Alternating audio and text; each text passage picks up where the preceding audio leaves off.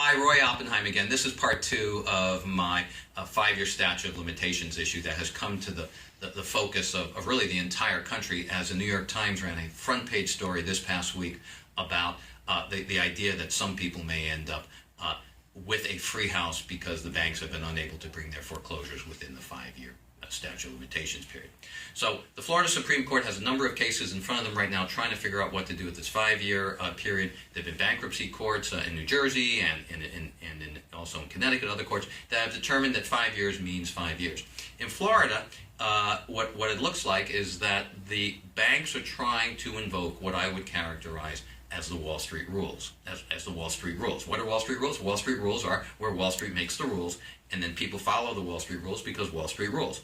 So what are the banks trying to do? The banks are trying to say, well, we didn't really mean to accelerate when we sent that letter to you of acceleration.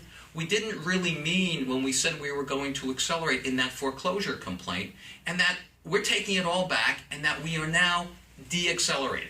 Okay, the term de-acceleration is a legal fiction. It does not legally exist in the lexicon of lawyers. It's a construct that is completely made up and is rubbish. Okay, so basically, if in fact this de-acceleration concept was to be accepted by the courts would be undermining the integrity of the legislative process, where the legislature and the governors, when they sign their laws into action, that a 5-year statute of limitations is supposed to limit the amount of time that one has to sue under a contract.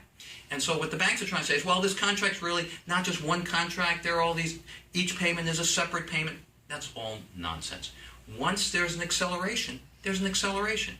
Of course, there are bankruptcy courts in New Jersey that have suggested it. There are courts in Connecticut that have suggested it. But there are also courts in Florida, some of the lower courts, the appellate courts, that don't see it that way. And they're buying this Wall Street rule. And the reason they're buying it is because the Bankers Association, the National Bankers Association, is now threatening Florida with they won't continue to make loans in the state of Florida if, in fact, the courts don't rule in the way Wall Street wants things to be ruled.